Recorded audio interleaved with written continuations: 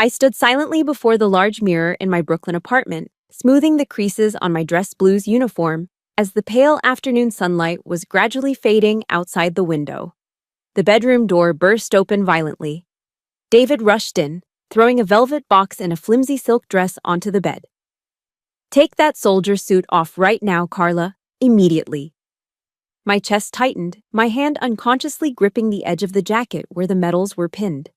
The room suddenly became stiflingly suffocating. His shouting command didn't sound like the words of a fiancé, but like the yell of an enemy. I felt hot blood rushing to my face, the faint scars under my chin throbbing painfully. David opened the box, revealing an expensive cashmere silk scarf. "My father, Mr. Sterling, will never accept those crude people walking out of the battlefield. This uniform, it reeks of death and the poverty of the lower class," he hissed, his eyes looking at me with cold contempt. "You have only two choices for dinner tonight, Sergeant Chandler. Wear this $700 scarf, cover up the past, and play the perfect lady to save my billion-dollar inheritance, or walk out the door and go back to your ragged honor. Do you choose money or that meaningless ego?"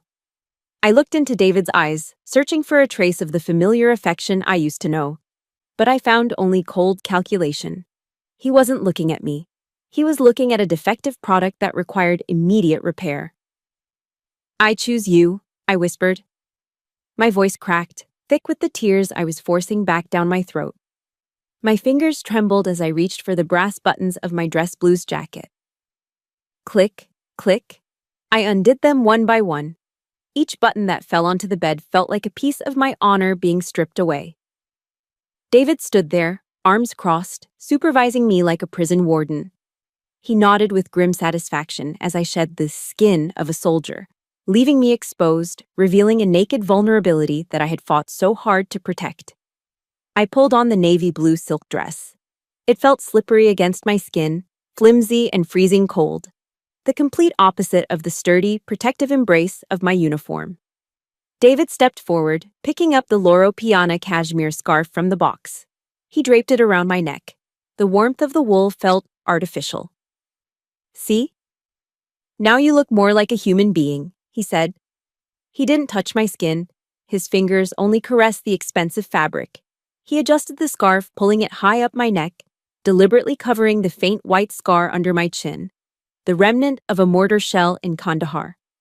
"Cover it up," he murmured, his voice dropping to a harsh whisper.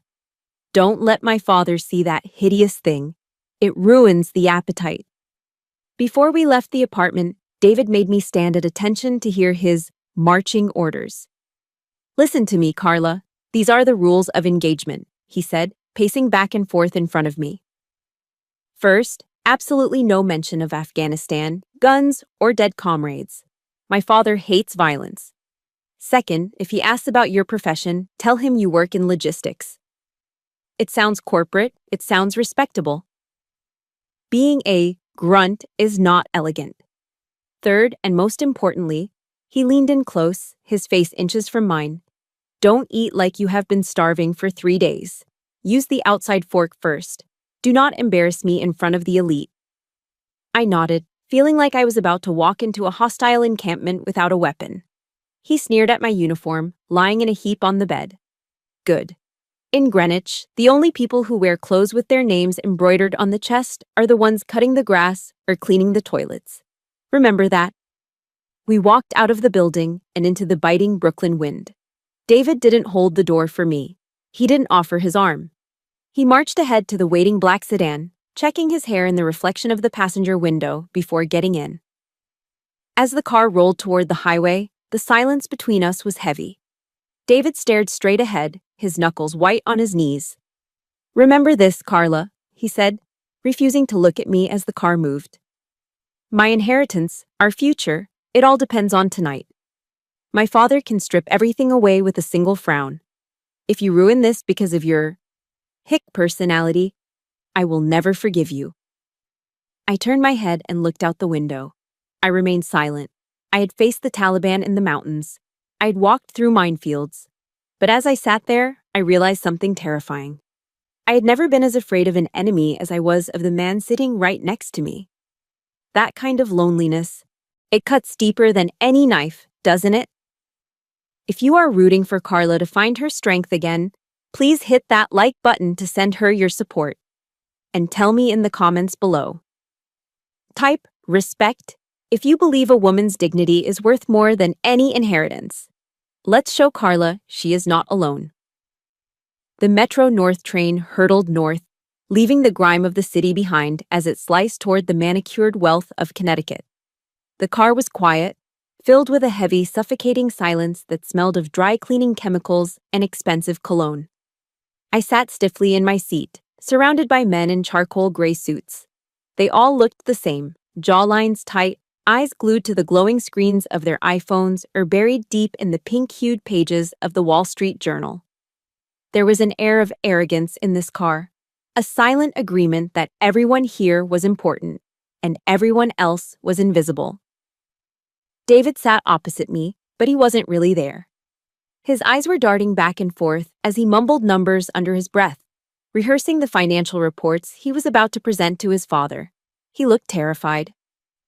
I felt a sudden surge of pity for him. I reached across the small table, my hand instinctively seeking his. I just wanted to offer a little reassurance, a physical reminder that we were a team. But the moment my fingertips grazed the back of his hand, David recoiled as if I had burned him with a hot iron. He snatched his hand away and inspected his sleeve with panic. "Don't, Karla," he hissed, his voice low and sharp. "You're going to wrinkle the fabric. This is Italian wool. It creases if you look at it wrong." I froze, my hand hovering in the empty air between us. "And sit up straight," he added, returning his gaze to his papers without looking at me. "You are slouching. You look like an old washerwoman." I pulled my hand back slowly, tucking it under the cold, slippery hem of the silk dress. I felt foolish. I felt small. For the next 45 minutes, David didn't say another word to me. He didn't ask if I was cold. He didn't ask if I was nervous. He just sat there, guarding his suit against creases while he mentally prepared to beg for his allowance. I turned my head and stared out the window. The concrete jungle of New York had vanished, replaced by the sprawling estates of Westchester and, finally, Connecticut. Massive oak trees flashed by, their bare branches clawing at the twilight sky. Stone walls, built by hands that had been dead for 100 years, marked the boundaries of properties that cost more than my entire battalion earned in a lifetime. My mind drifted back to the desert. I remembered the inside of our Humvee. It was cramped. It smelled of diesel fuel, unwashed bodies, and stale tobacco. It was loud, the roar of the engine, the rattle of equipment, the constant chatter on the radio. But in that metal box, we were never alone. We laughed. We shared warm water from plastic canteens. If one of us was shaking from fear, another would grip their shoulder until the shaking stopped. Here, in this pristine, climate-controlled train car, surrounded by luxury, I felt a loneliness so profound it made my chest ache. The silence coming from David was louder than any IED explosion I had ever heard. The train finally slowed, the brakes hissing as we pulled into the Greenwich station. It was dusk now, the sun dipping below the horizon, casting long bruised shadows across the platform. We stepped off the train, and the wind from the Long Island Sound hit us instantly. It was a wet, biting cold that went straight through the thin silk of my dress. I wrapped the cashmere scarf tighter, burying my chin in the only warmth I had. David stood on the platform, checking his reflection in a darkened window one last time. He adjusted his tie, centering the knot with surgical precision. "Listen," he said, turning to me but looking over my shoulder. "I need to get there first. I need to scout the perimeter, see what kind of mood the old man is in before you walk in. I'm going to grab an Uber." I blinked, stunned. "You're leaving me here? David, I've never been here. I don't know the way." He waved his hand dismissively, pulling out his phone. He tapped the screen a few times and then shoved it toward me. "I sent you a pin. It's barely a mile. You are special forces, for God's sake. A little walk isn't going to kill you." He looked at my stunned face and sighed, annoyed. "Walking will do you good. It will help you walk off that nervous energy. You look stiff." He pointed a manicured finger at me. "Just remember, 7 o'clock sharp. Do not be late, not even by a second." A sleek black sedan pulled up to the curb a moment later. David didn't hesitate. He opened the back door and slid into the warmth of the leather interior. He didn't look back. The car pulled away, its taillights fading into the gloom of the wealthy suburban twilight. I was left standing alone on the deserted platform. The wind whipped around my legs, turning the silk dress into a sheet of ice against my skin.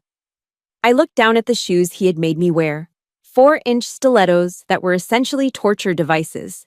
My feet were already throbbing. I looked at the map on my phone. 1 mile. In combat boots, with a 60-pound rucksack, a mile was a warm-up. In these shoes, in this dress, in this cold, it was a gauntlet.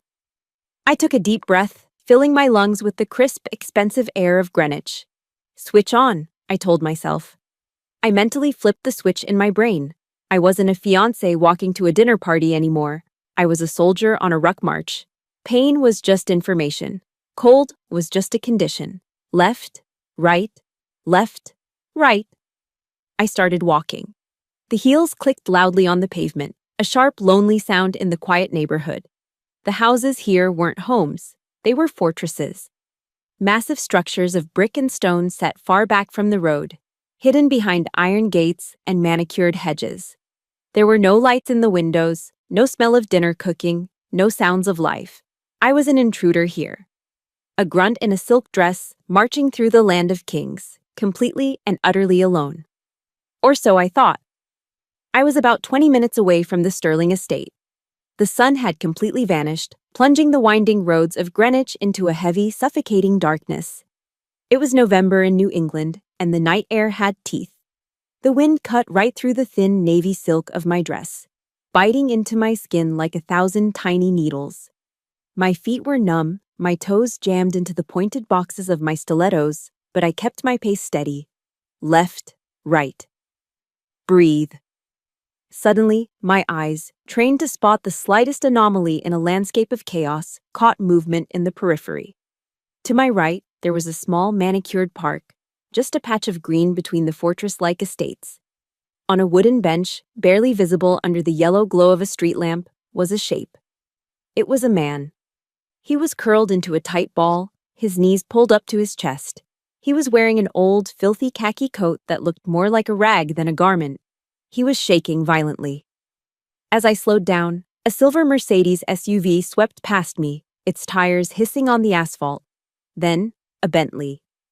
They glided past the park bench without slowing down, the drivers inside their climate-controlled steel bubbles completely oblivious to the human wreckage just a few feet away.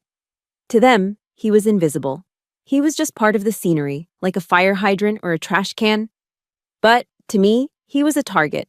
He was a human being. He was an American citizen dying on American soil. I stopped. I looked down at the watch on my wrist. It was 6:45. If I stopped now, I would be late. The math was simple, and the consequences were clear. David's voice rang in my head like a siren, shrill and panicked. If you ruin this, I will never forgive you. I looked up the road. In the distance, through the trees, I could see the warm, golden glow of the Sterling mansion. It looked like a beacon of safety. Inside those walls, there was a roaring fireplace. There was expensive wine. There was a billion-dollar inheritance waiting to be secured. All I had to do was keep walking. All I had to do was ignore the thing on the bench, just like everyone else. I looked back at the man. His head was down, but I could see his jaw vibrating. His lips were a terrifying shade of violet. I remembered the oath I took when I was 18 years old. I remembered standing in formation, raising my right hand. I will never leave a fallen comrade. This man wasn't wearing a uniform. He wasn't in my unit. But he was a compatriot, and a soldier does not walk away when she sees a casualty. Damn it, I whispered into the wind. I turned off the road and walked quickly toward the bench. The grass was wet and soft, and my heels sank into the mud, ruining the satin finish. But I didn't care. I dropped to my knees in the dirt right in front of him. Sir, I said, my voice soft but firm. Sir, can you hear me? The man slowly lifted his head. His face was weathered, mapped with deep lines of hardship and grime. His eyes were cloudy, glazed over with the onset of hypothermia. But behind the haze, there was a piercing shade of blue, sharp and surprisingly intelligent. "Kiki cold," he stammered. His teeth were chattering so hard I could hear them clicking together. He was in bad shape. His body was shutting down. He needed fuel, and he needed it now. I swung my small clutch bag around and unzipped it. Inside, nestled next to my lipstick and ID, was a smashed turkey sandwich wrapped in foil. I had snuck it out of the fridge back in Brooklyn because I knew rich people food usually consisted of tiny portions and things I couldn't pronounce. "Here," I said, peeling back the foil. "Eat this, sir. It's turkey. It will give you some energy." The old man looked at the sandwich like it was gold bullion. He reached out with trembling hands, his fingers dark with dirt and grease. He took it and took a massive bite, chewing voraciously. He ate like he hadn't seen food in days. I watched him eat, monitoring his breathing. He was swallowing, which was good, but the shaking wasn't stopping. The wind was picking up, howling off the sound, and his threadbare coat was useless against it. I reached up to my neck. My fingers brushed against the incredibly soft wool of the Loro Piana cashmere scarf. $700. That was what David had said. This scarf was my ticket. It was the camouflage I needed to survive the dinner. It was the price of admission to the Sterling family. Without it, my scars were visible. Without it, I was just a grunt in a dress. I didn't hesitate for a single second. I unwound the scarf from my neck. The cold air instantly assaulted my throat and the sensitive skin of my chin, but I ignored it. I leaned forward and draped the scarf around the old man's shoulders. I wrapped it loop over loop around his neck, tucking the ends in tight to trap his body heat. He stopped chewing for a moment. He looked down at the navy blue fabric, his rough fingers grazing the silk fibers. He looked up at me, his blue eyes wide. "Miss," he rasped, his voice sounding like gravel. This is expensive." I smiled at him. It was the first genuine smile I'd felt all day. "A life is more expensive, sir," I said. "You keep that tight. Don't let the wind get in." I stood up, my knees cracking slightly. I brushed the dirt off my dress, though I knew the stains were there to stay. I looked at him one last time, gave him a sharp, respectful nod, a soldier's greeting, and turned around. I sprinted back to the road. My legs burned. My lungs heaved against the freezing air. I pushed myself, forcing my body to move faster than the heels should have allowed. I reached the massive iron gates of the Sterling estate, breathless and disheveled. I looked down at my watch, 7:05.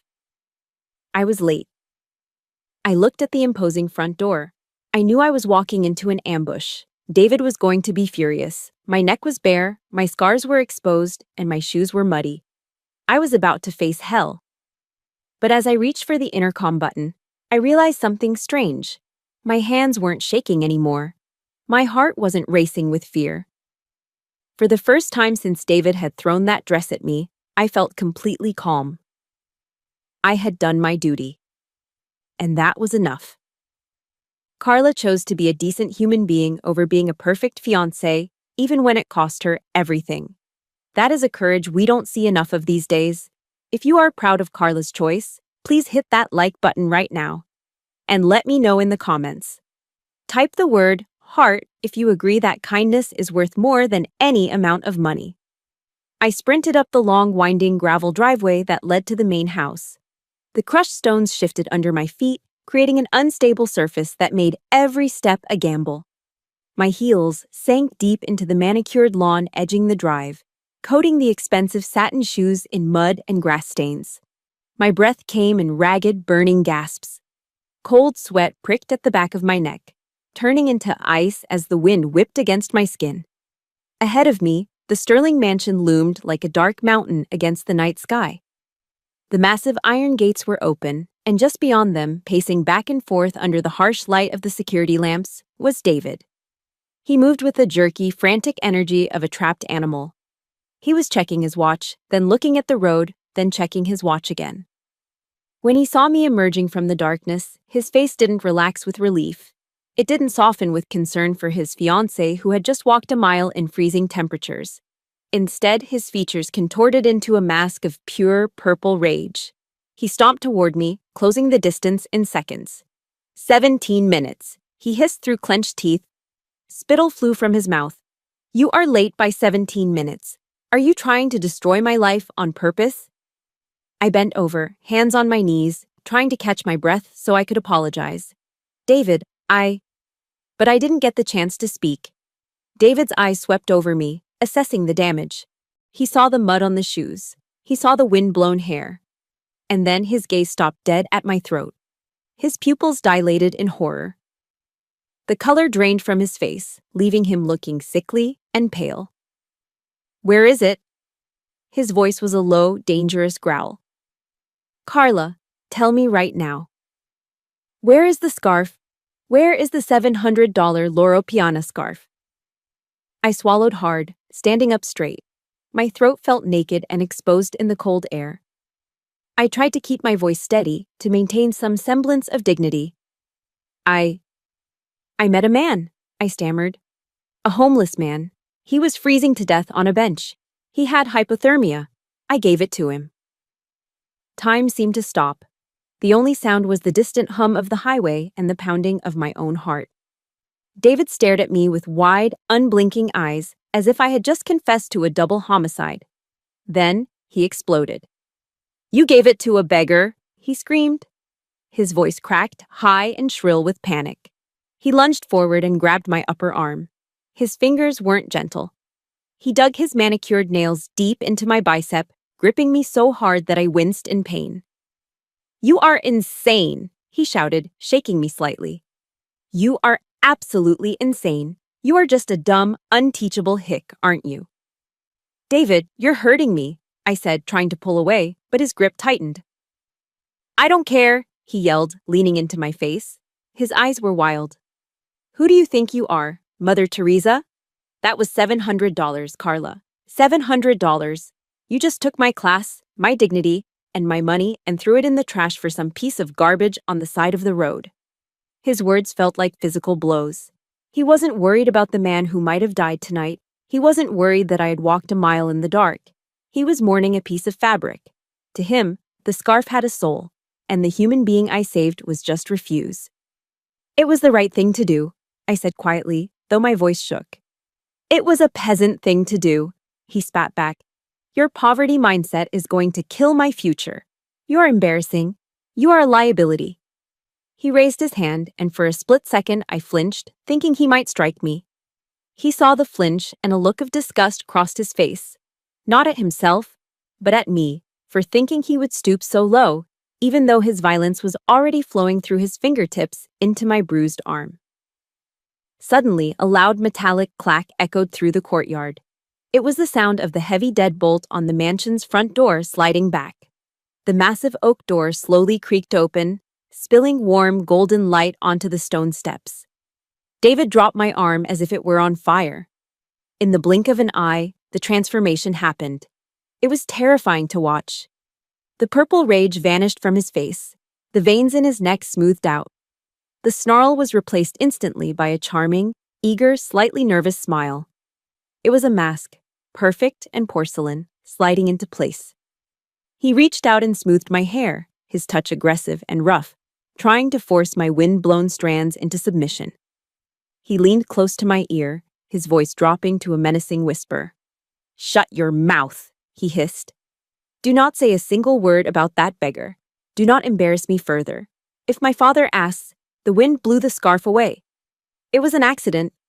Do you understand me? I looked at him. This handsome, well-dressed man who claimed to love me. I looked at the spot on my arm where his fingers had left red marks that would surely turn into bruises by morning. Do you understand? He pressed, his fake smile never wavering for the benefit of whoever was at the door. I understand, I said. I felt a wave of nausea roll over me. I had faced enemies who wanted to kill me, but I respected them more than I respected the man standing in front of me right now. Good, he chirped brightly, turning toward the open door. Showtime. We walked up the steps, leaving the truth outside in the cold, and stepped into the warmth of the lie. The heavy oak door slammed shut behind us, sealing out the wind, the cold, and the reality of the outside world. The silence that followed was instant and absolute. It wasn't the peaceful silence of a library. It was the suffocating, pressurized silence of a mausoleum. An elderly butler stood by the entrance. He was thin, with skin like parchment paper and eyes that seemed to have seen everything and felt nothing. He didn't bow. He didn't smile. He simply nodded once, a mechanical gesture devoid of any welcome, and turned to lead the way. "Follow me," he intoned. His voice sounded like dry leaves scraping across concrete. We stepped into the main foyer. It was cavernous. The ceiling soared 30 feet above us, dominated by a crystal chandelier that looked sharp enough to draw blood if it fell. The floor was a vast expanse of black marble, polished to such a high gloss that it reflected our figures like a dark, distorted mirror. As we walked, the click of my heels echoed sharply against the stone, sounding like gunshots in a canyon. I felt exposed. I felt like I was walking through a kill zone with no cover. David was walking beside me, his posture rigid. Outside in the driveway, he had been a raging bull, full of fire and dominance, but in here, in the shadow of his father's house, he had shrunk. I felt his hand reach out and grip mine again. But this time, it wasn't to hurt me. He was holding onto me like a drowning man clutching a piece of driftwood. His palm was clammy, slick with cold sweat. He was terrified. We moved deeper into the house, passing through a long, dimly lit hallway. The walls were lined with oil paintings in gilded frames, the ancestors of the Sterling dynasty. Stern men in waistcoats and women in stiff corsets looked down at us with judgmental eyes. They all seemed to share the same expression of disdain, as if they knew I was wearing a dress I couldn't afford and shoes that didn't fit. But then, my eyes caught something else. We were passing a curved alcove near the grand staircase, a spot partially obscured by heavy red velvet drapes.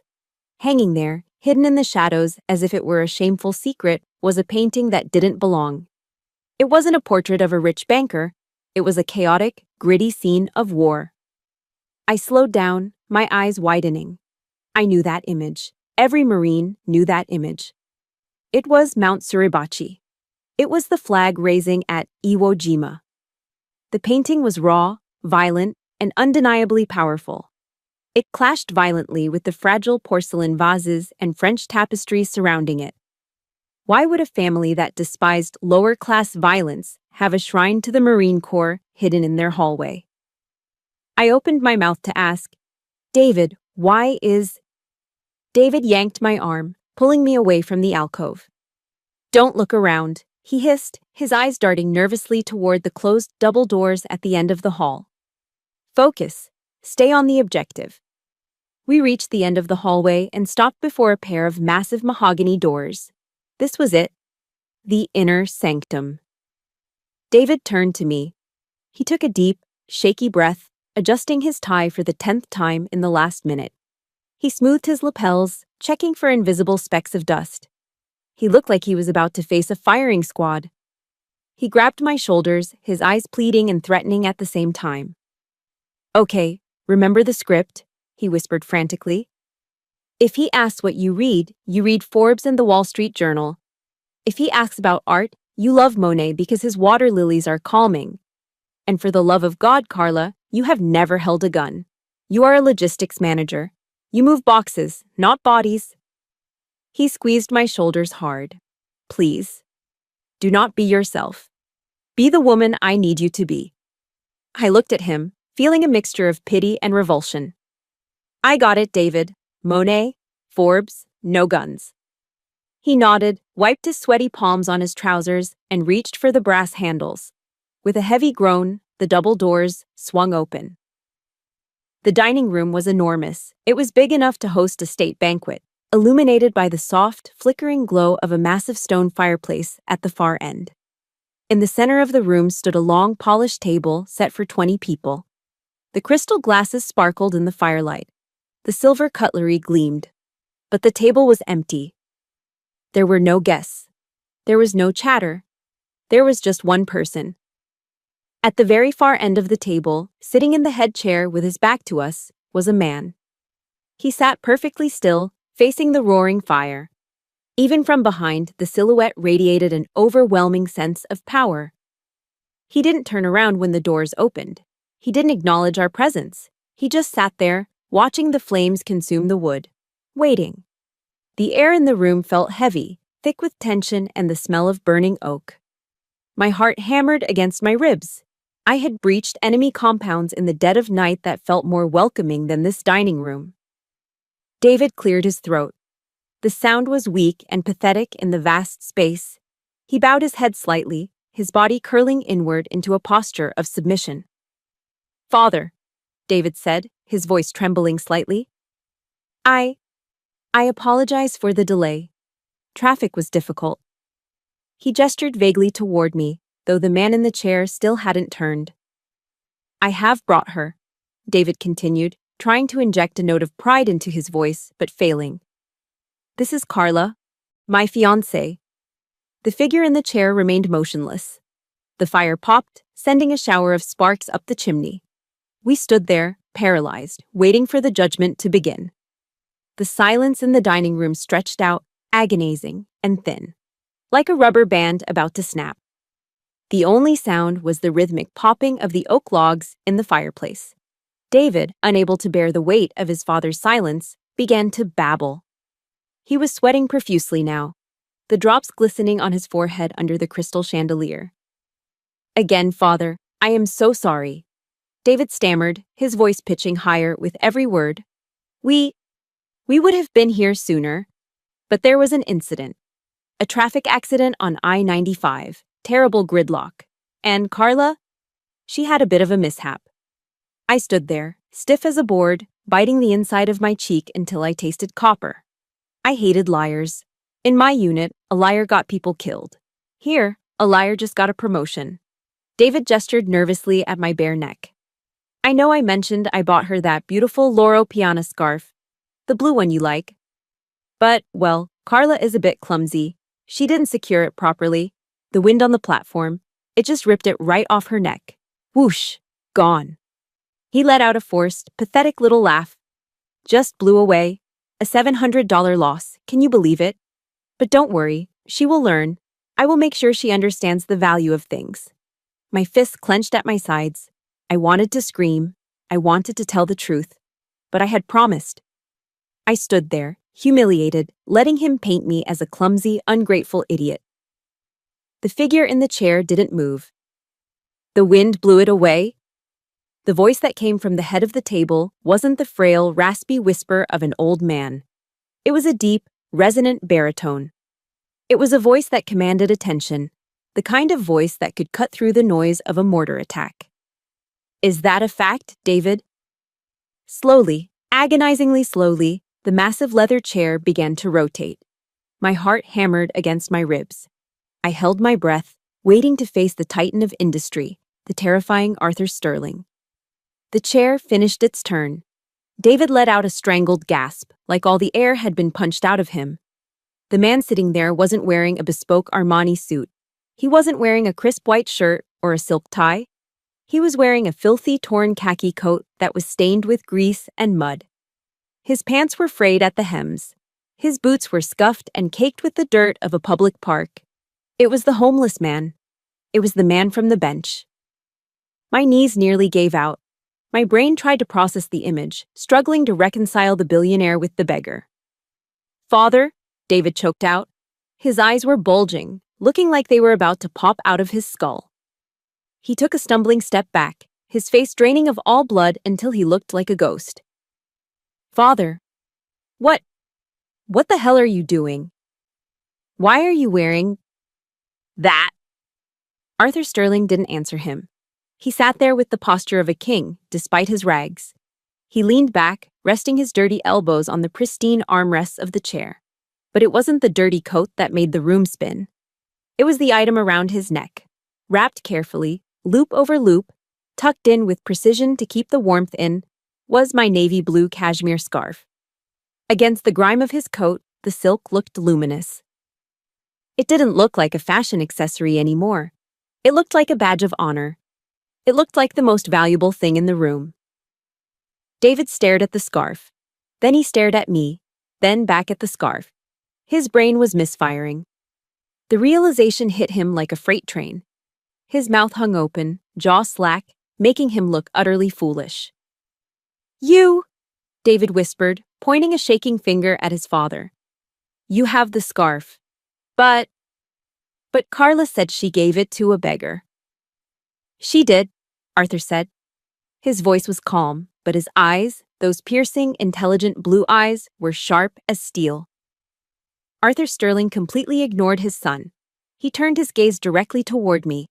There was no judgment in his eyes anymore. There was only a profound, twinkling warmth. He slowly raised his hand to his forehead and gave me a sharp, crisp salute. "Sergeant Chandler," he said firmly.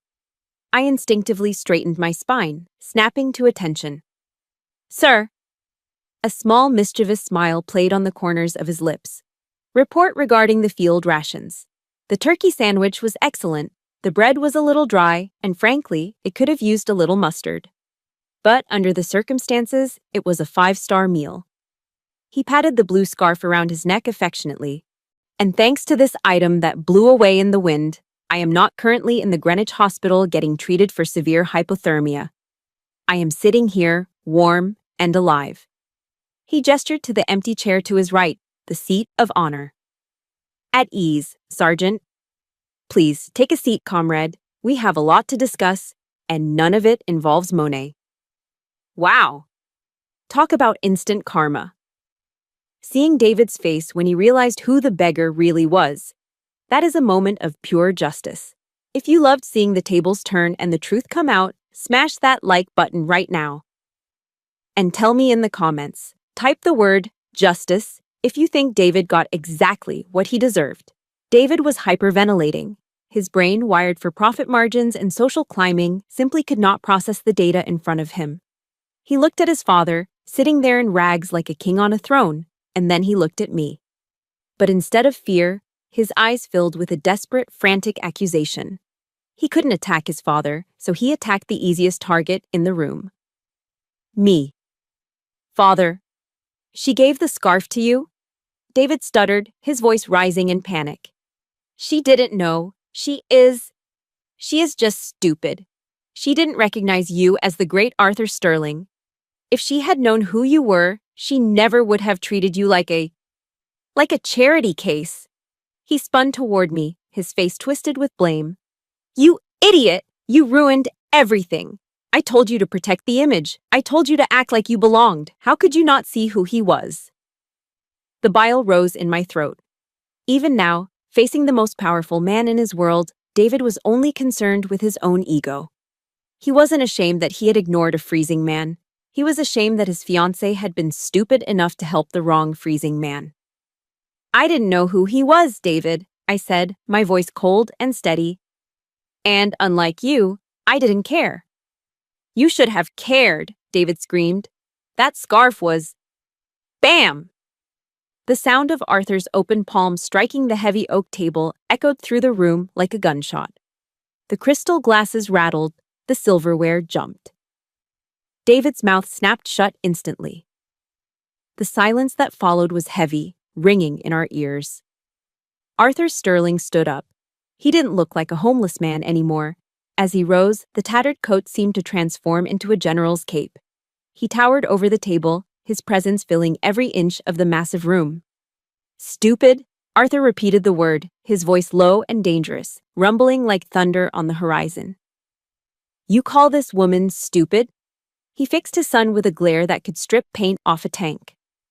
"She is the only person in this entire house who actually has eyes, David. She walked down that dark road, and she saw a human being who was suffering. You looked at me and you saw nothing. You looked at that scarf and you saw a $700 price tag. You are blind." Arthur began to walk slowly around the long table. His boots caked with dry mud thumped heavily on the expensive Persian rug. He moved with the prowl of a predator circling its prey.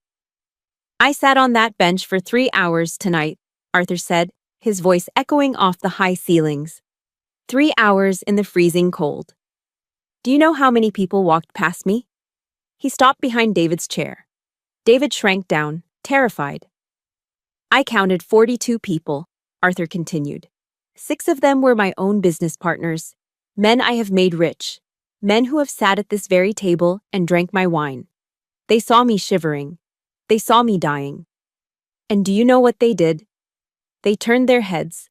They covered their noses because they were afraid of the smell of poverty. Arthur walked past David and came to stand next to me. He placed a hand gently on my shoulder. His grip was firm and warm. Only one person stopped, Arthur said softly. One person. A soldier who was running late. A soldier who was terrified of being yelled at by her fiancé. She had every reason to keep walking, but she stopped. She knelt in the dirt in a silk dress to share her dinner. He looked at me, his blue eyes shining with pride. You failed David's test of punctuality, Sergeant Chandler, but you passed my test of honor with flying colors. Arthur turned back to his son, and the warmth vanished from his face. It was replaced by a look of profound disappointment that cut deeper than any anger. You want to fix her, don't you, David? Arthur asked. You want to strip away the soldier and turn her into a porcelain doll that you can put in a glass cabinet. You want her to be pretty, silent, and fake. I just wanted her to fit in, David whispered weakly. That is where you are wrong, Arthur snapped. We don't need another doll in this family. We have enough fake people in Greenwich. This family is rotting from the inside out with money and greed. We are weak. Arthur leaned forward, placing both hands on the table, leaning into David's space. Reverend Martin Luther King Jr. once said, "The ultimate measure of a man is not where he stands in moments of comfort and convenience, but where he stands at times of challenge and controversy." Arthur pointed a finger at his son.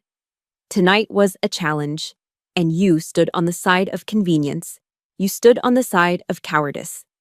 But father, the inheritance, David stammered, sweat dripping down his nose. I was protecting the legacy. This woman, Arthur interrupted, gesturing to me, has more legacy in her little finger than you have in your entire bank account. That soldier quality you hate so much, the loyalty, the sacrifice, the courage, that is the only thing that can save this family. I am not afraid that you will lose my money, David. I can make more money. Arthur paused, his voice dropping to a whisper that carried the weight of a final judgment.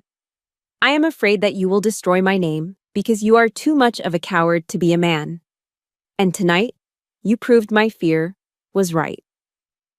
Arthur Sterling stood by the head of the table, his hand resting on the back of the heavy, high-backed chair to his immediate right. It was the seat of honor. David, recovering slightly from his shock but still pale, stepped forward instinctively. He smoothed his suit jacket, assuming the place of prestige was for the heir apparent. Excuse me, Arthur said. His voice wasn't loud, but it stopped David dead in his tracks. Where do you think you are going? David blinked, confused. To my seat, father. This seat is for the guest of honor, Arthur said, his eyes hard. He pointed a finger toward the very end of the 20-foot table, a desolate spot in the shadows near the kitchen door. You can sit down there and learn something, or you can get back in your car and drive back to Manhattan. It is entirely up to you. David's face turned a deep, humiliating shade of crimson. He opened his mouth to argue, saw the look in his father's eyes, and snapped it shut. He lowered his head and walked the long, lonely walk to the end of the table, sitting down like a child who had been put in timeout. Arthur turned to me, his expression softening instantly. Please, Sergeant, sit. I sat down. For the first time all evening, my shoulders dropped. The tension that had been coiling in my spine released. I assume you are hungry, Arthur said, taking his seat. David probably told you we eat French cuisine, tiny portions of goose liver and fish eggs. He clapped his hands. The kitchen doors swung open, and the staff walked out. But they weren't carrying silver platters of foie gras. They were carrying massive wooden boards piled high with slow-cooked, smoking BBQ ribs, sides of buttery cornbread, and bowls of potato salad. Following them was a server carrying a tray of frosty, amber-colored craft beers. I looked at Arthur. He was grinning. I hate fancy food, he confided, picking up a rib with his bare hands. But don't tell the neighbors. In Greenwich, eating with your hands is considered a felony. I laughed. It was a real, genuine laugh. "It looks amazing, sir." "Dig in," he commanded. At the far end of the table, David was looking at the ribs with horror. He picked up his silver knife and fork, trying to cut the meat off the bone without touching it, looking ridiculous and out of place. But up here, at the head of the table, the atmosphere had shifted completely. We weren't a billionaire and a guest anymore. We were just two soldiers breaking bread. Arthur didn't ask me about Monet. He didn't ask if I read Forbes. "So," he said, wiping sauce from his lip with a linen napkin, "tell me about your unit. What was your MOS?" 88 Mike, sir, motor transport operator, I said, taking a sip of the cold beer. But in Kandahar, we did a bit of everything: convoy security, quick reaction force. Arthur nodded slowly, his eyes distant. Kandahar, tough country. I lost a good friend near Da Nang in '68. Similar terrain? No. But the feeling is the same. For the next hour, we ignored the sulking man at the end of the table. I found myself telling Arthur things I hadn't even told David. I told him about the dust that gets into your pores and never washes out. I told him about Sergeant Miller, my best friend, who shoved me out of the way of a sniper's bullet and took the hit himself. I touched the scar under my chin. "David told me to cover this up," I said quietly. "He said it was ugly." Arthur stopped eating. He looked at the scar, then looked me in the eyes. "That isn't ugly, Karla. That's a receipt. It is proof that you paid a price that most people aren't willing to pay." He stood up and walked over to the alcove in the hallway, the one David had pulled me away from. He reached up and pulled back the red velvet drape. The painting was revealed fully now. The Marines on Mount Suribachi, raising the flag. "I was 1st Marine Division," Arthur said, his voice thick with emotion. "Vietnam. I left a piece of my soul in that jungle. I came back, I built this business, I made billions of dollars. I have shook hands with presidents. But I have never found the same level of trust in a boardroom that I found in a muddy foxhole." He turned back to me. "Until tonight. When you put that scarf around my neck." He reached up and untied the blue cashmere scarf. He didn't toss it aside. He laid it on the table and began to fold it. He smoothed it out, matching corner to corner, edge to edge, with the precise, practiced movements of a man who used to fold a flag. He walked over to me, holding the perfectly folded square of blue silk in two hands. "Sergeant Chandler," he said formally. I stood up. "This is yours," he said, pressing the soft fabric into my hands.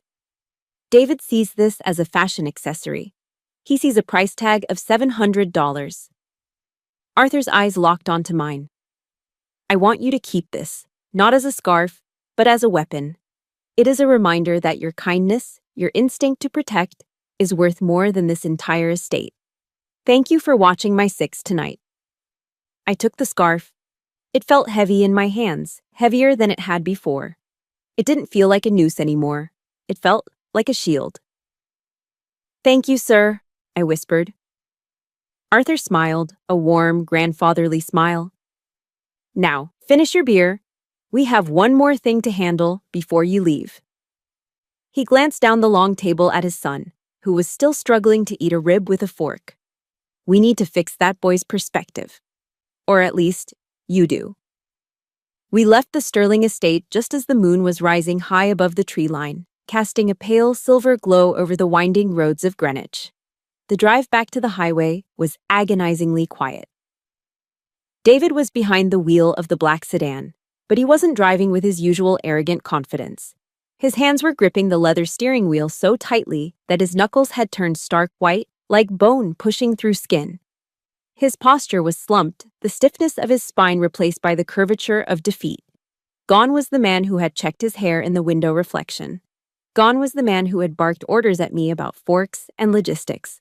In his place sat a man who looked like he had been hollowed out from the inside. We merged onto Interstate 95, the lights of the highway rhythmically flashing across his face. Darkness, light, darkness, light. It revealed a face wet with silent tears. Suddenly, without warning, David swerved. He hit the brakes hard, guiding the car aggressively onto the gravel shoulder of the highway. The tires crunched loudly as we skidded to a halt. He threw the gear shift into park and killed the engine. Silence rushed back into the car, heavy and suffocating. Then, he broke. He dropped his forehead onto the steering wheel, his shoulders heaving with violent, racking sobs. It wasn't a polite cry. It was the ugly, messy sound of a man whose entire world view had just shattered. "I am so sorry," he choked out, his voice thick with mucus and grief. "I am so sorry, Karla." I sat in the passenger seat, watching him. I didn't speak yet. I let him bleed the poison out. "I was so scared," he confessed, lifting his head slightly but refusing to look at me. "My whole life, I have just been terrified that he would never see me, that I wasn't good enough.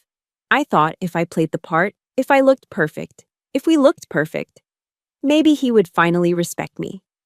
He turned to me then, and his face was a wreck. His eyes were red and swollen, stripped of all pretense. "And then I met you," he whispered. "You were so strong. You didn't need anyone's approval. You walked through fire and came out smiling. And instead of loving that, I envied it. I was jealous of you, Karla.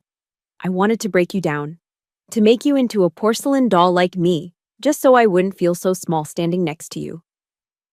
He wiped his nose with the back of his expensive suit sleeve, not caring about the fabric anymore.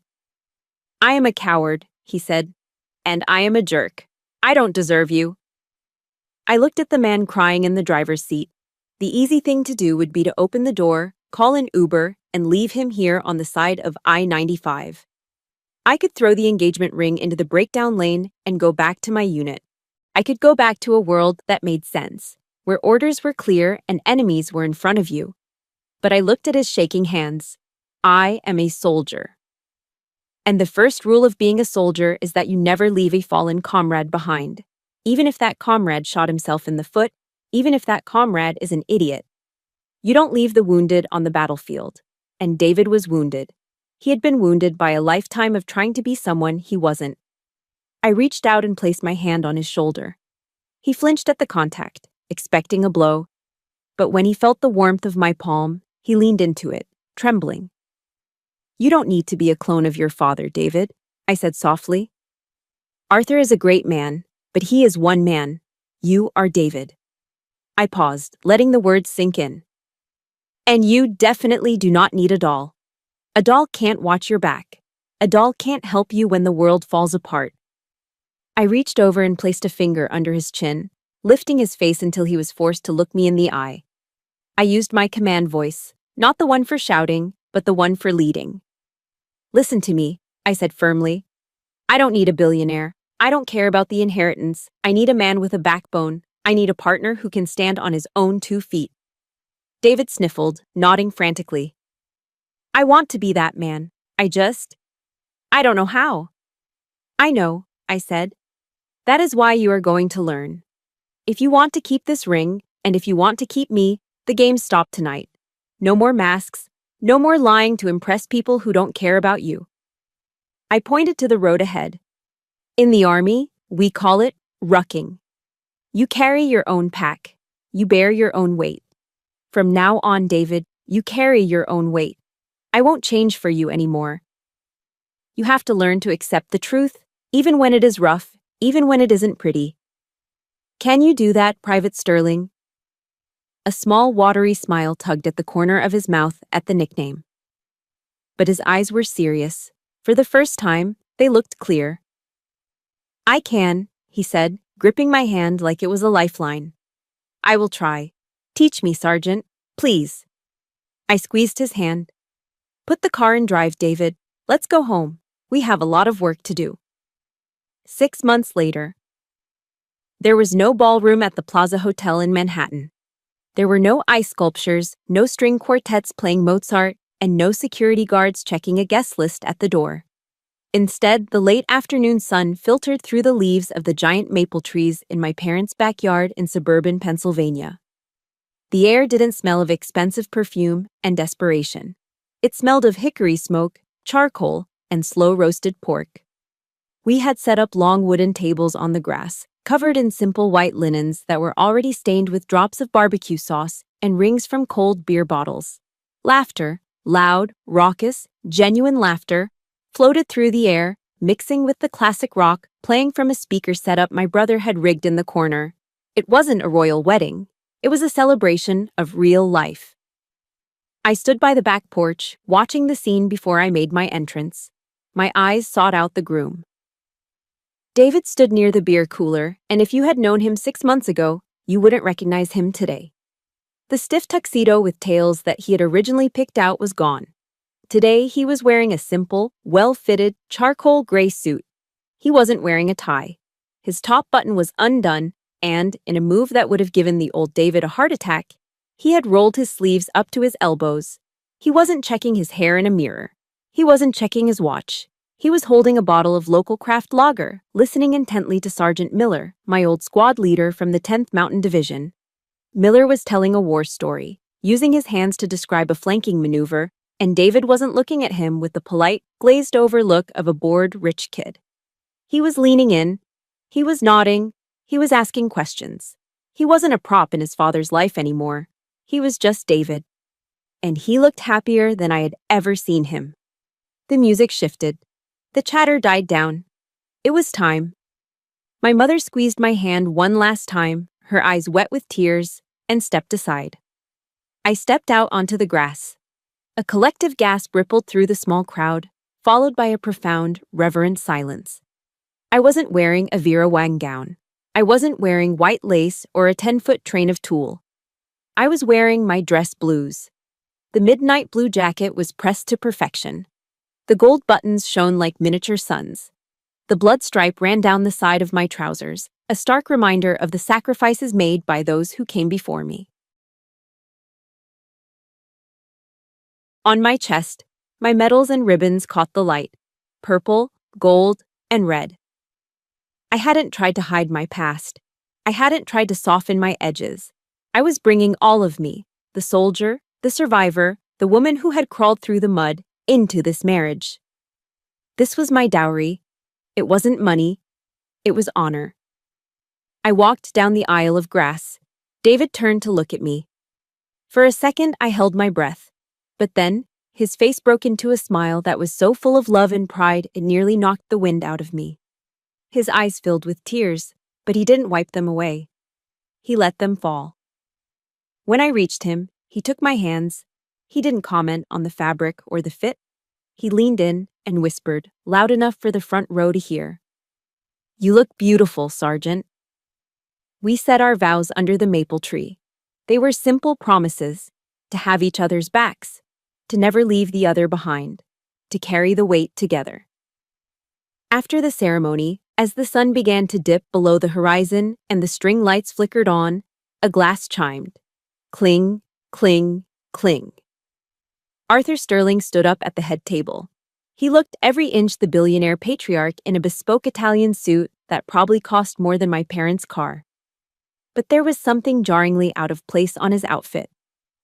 Draped over the lapels of his $3,000 jacket was an old, slightly fuzzy, navy blue cashmere scarf. He wore it everywhere now. He refused to take it off. He raised a glass of dark stout beer high in the air. The crowd went silent. In a world full of cheap copies and fake values, Arthur began, his deep voice carrying across the yard without a microphone. It is easy to get lost. It is easy to think that the measure of a life is the balance in a bank account. He looked at David, nodding with approval at his son's rolled-up sleeves. Then he looked at me, standing tall in my uniform. "But my children have taught me something new," Arthur continued. "They reminded an old Marine that reputation is what people think of you, but character is who you really are." He paused, looking around at the gathered guests. A mix of Wall Street bankers and combat veterans, rich and poor, all eating the same ribs, drinking the same beer. There is a quote by President Theodore Roosevelt that I have had framed in my office for 30 years, but I never truly understood it until I met my daughter-in-law. Arthur cleared his throat and recited the words from memory, his voice trembling with emotion. "It is not the critic who counts, not the man who points out how the strong man stumbles. The credit belongs to the man who is actually in the arena, whose face is marred by dust and sweat and blood, who strives valiantly, who at the best knows in the end the triumph of high achievement, and who at the worst, if he fails, at least fails while daring greatly. Arthur raised his glass higher. To the ones in the arena, he toasted. Remember this, my children. Honor cannot be bought. It can only be earned by sweat, by sacrifice, and by the courage to be real. To the arena, the crowd roared back. I looked at David. He squeezed my hand, his grip strong and sure. I looked at Arthur, the scarf fluttering slightly in the evening breeze. And finally, I looked down at my uniform. I was home. This story reminds us of a powerful truth that we often forget in today's world of filters and facades. We spend so much energy trying to polish our image, chasing the approval of others, or hiding our scars just like David did. But as Arthur Sterling showed us, true wealth isn't worn on your wrist or parked in your driveway, it is carried in your heart. Real class isn't about knowing which fork to use, it is about how you treat people who can do absolutely nothing for you. Like Karla, never be ashamed of your battles. Your scars are not flaws to be hidden. They are the beautiful proof that you have lived, you have fought, and you have survived. Wear them with pride. Now, I want to hear from you. We all have a choice to make when we step into the arena of life. What is the one value you want to pass down as your legacy? Is it loyalty, courage, or simply kindness? Let me know your answer in the comments below. I read every single one. If this story touched your heart today, please hit that subscribe button and ring the notification bell. It helps our family grow and allows me to bring you more stories that matter. Share this with someone who needs a reminder of their own strength. Until next time, stay safe and keep fighting the good fight.